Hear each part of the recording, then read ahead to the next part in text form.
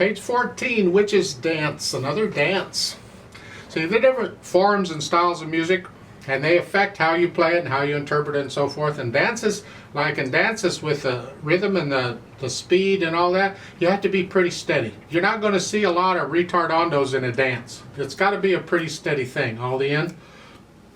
Just things to keep in mind when trying to interpret music. Let's look at this. 3/8 time, no sharps or flats, C major or A minor. And at the end of this, you look at it's an A minor. So I'll be doing the scale video on C major, 2 octaves up and down, and the A minor scale, 2 octaves up and down, and you really ought to be doing the arpeggios too.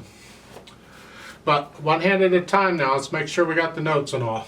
I'm going to try and finger it all legato at first. At the beginning it's... I'd like to do a 3 here, but I just used 3, so I got to do that and reach down. Now I can use 4 or 3, either one. I like 4 because it makes it easier to reach the A. Really, this is the chord, and that's the fingering. I'd use 4. And then 3 on the E, because that's where I'm at, and then come down.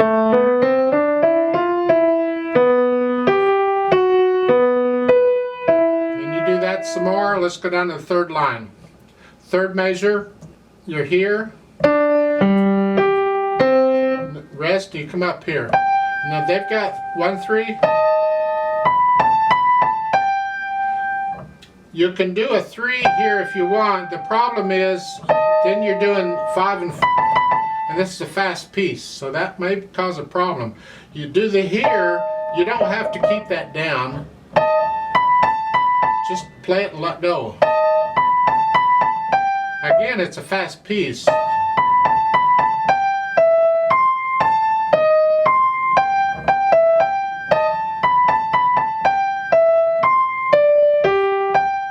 You do that some more, top of page 15. You're here. 2, 3. So in this position, now you're coming down, same position. And then down here, it's bass clef. And then you're back to your theme from the beginning. So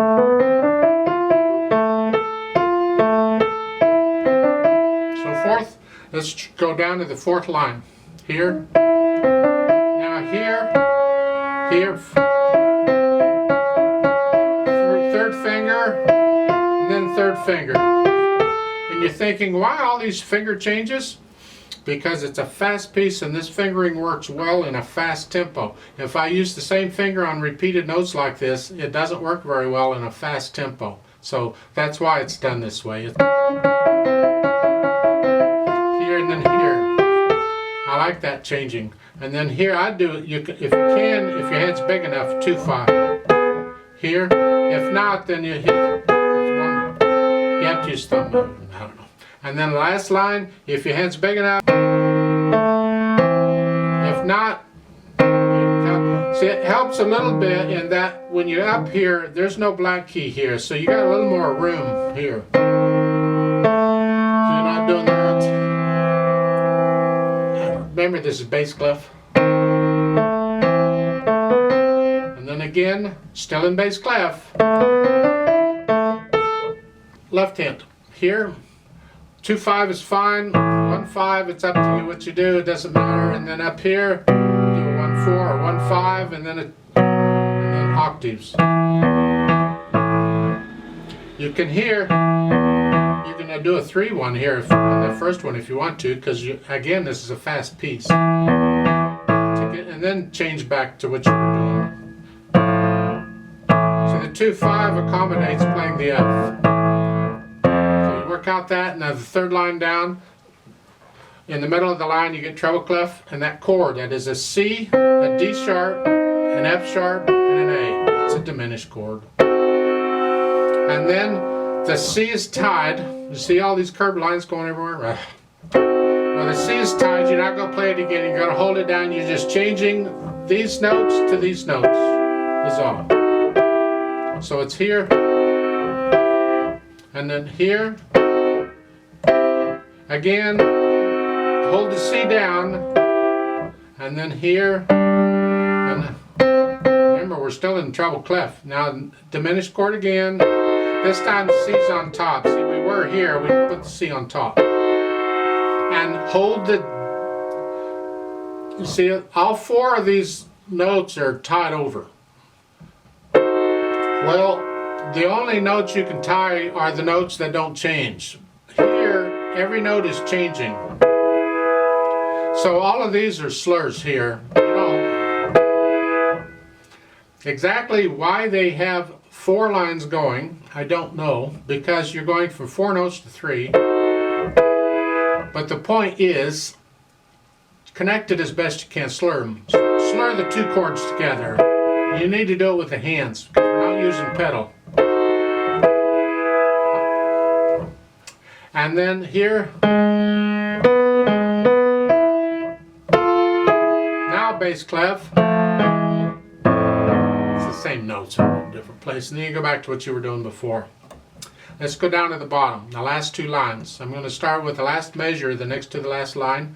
You're in bass clef, you're down here. That's an A. You can cross over, it's fine.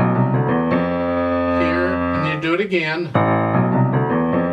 And then here, 2, C.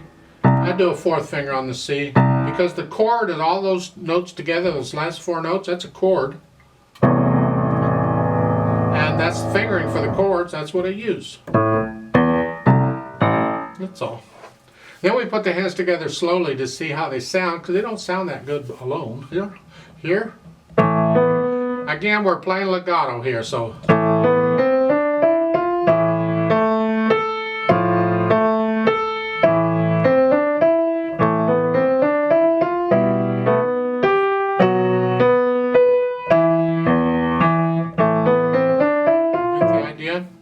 Don't really feel I have to play it off for you. You ought to be able to figure it out, I think, on your own.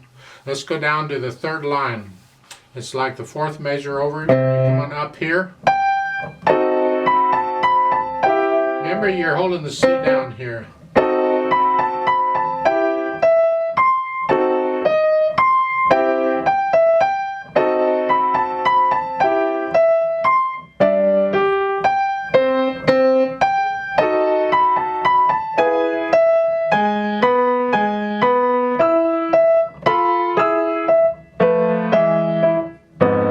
It's the same notes in different octaves as here. Here, same notes in different octaves. Again down here. They're all playing the same note. They're taking turns. It's okay. Play nice. So forth. And then we get down to the bottom. The last 2 lines. It gets a little tricky here, so watch out. Here.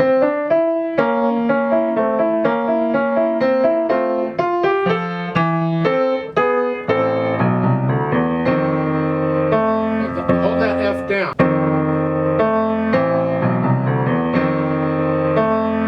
Two. Now here.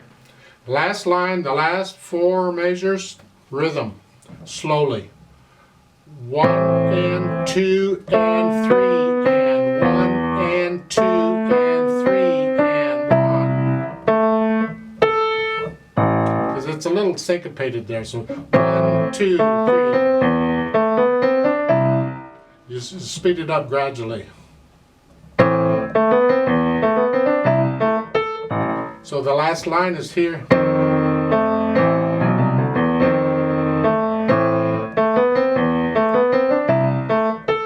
It's just weird. If you have to, take a pencil and draw vertical lines where the beats are. And those last 4 measures or so. So you got beat 1 here. Beat 2 is on that 16th rest.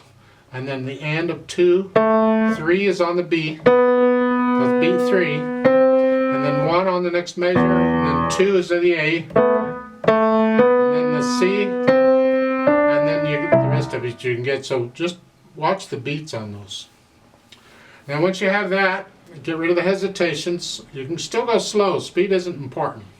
Accuracy is what we're just trying to work out the notes and the fingerings. Then you can add the articulation.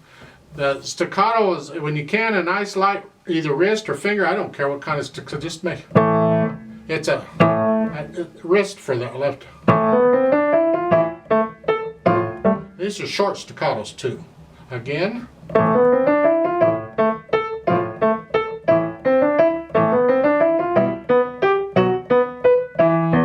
Right there. Second line, second measure. Staccato, not. Connect. That's a staccato. So the second line.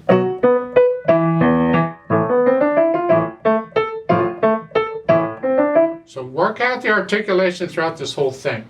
Just a lot of staccatos and legatos, and it's important for that contrast. Then we can add the dynamics. Well, it's soft, and this is to the melody, which is the right hand. Keep the left hand out of the way. This is soft.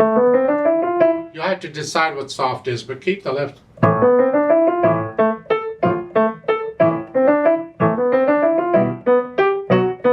And that, by the way, in the second line, second measure, that the up arrow, that is a major accent. It's bigger than a regular accent. It's a give it. But this is staccato. That's not. But they're both marcato. So forth. Then you get down to the third line in the middle. There you got forte or loud. That's the top notes in the right hand. Everything else got to be under it. Again, we got these up arrows. These are major accents, serious. Don't play with a stiff wrist. Collapse the wrist when you do this.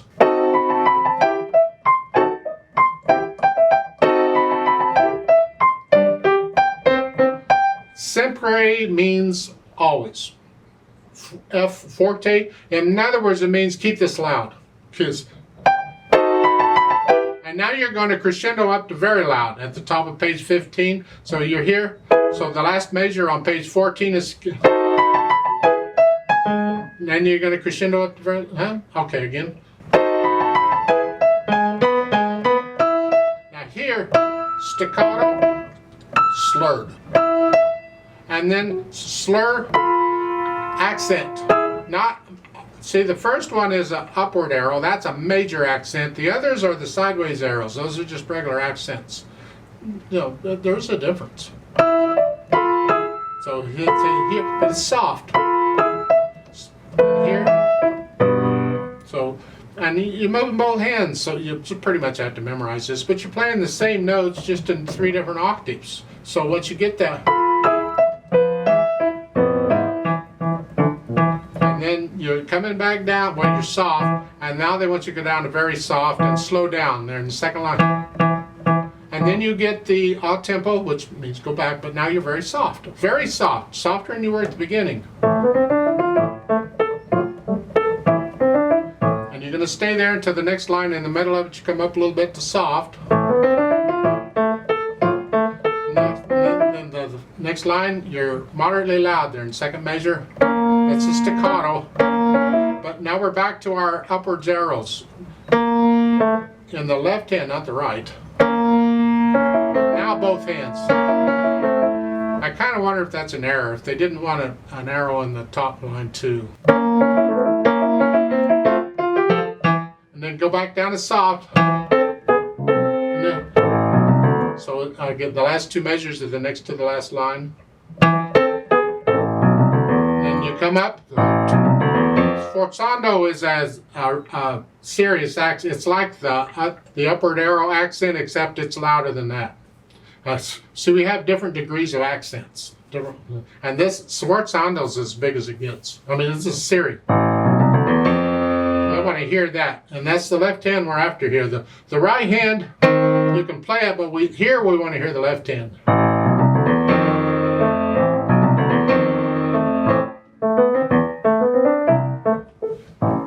And at the end, you don't slow down. You just get softer all the way down to a very soft at the end. It's really cool. Then all you got to do is add the speed. Well, good luck with that.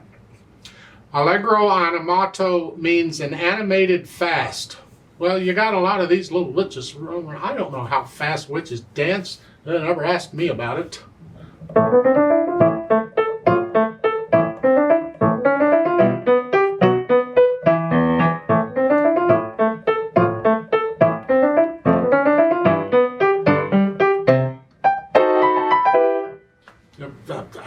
Is that how fast it goes? You'll have to decide. You can probably find recordings of this. I really don't want to perform it for you because I don't want you copying me. I gave you an idea of what it sounds like, but you got to make it yours. Once you know the notes and the dynamics and all that stuff, get into it. Make it yours.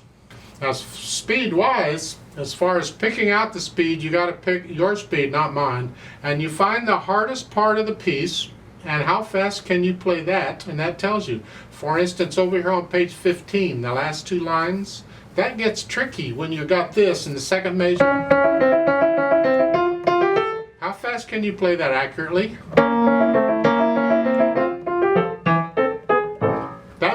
If that slows you down, then however fast you do that is how fast you take it at the beginning. Don't be taking these at different speeds like this. Again, this is a dance, so you're not, I mean, you do have a retardando there, which is unusual for a dance, but they do, because you're slowing down, you got to, it's like they're winding up the spring, getting ready to go again.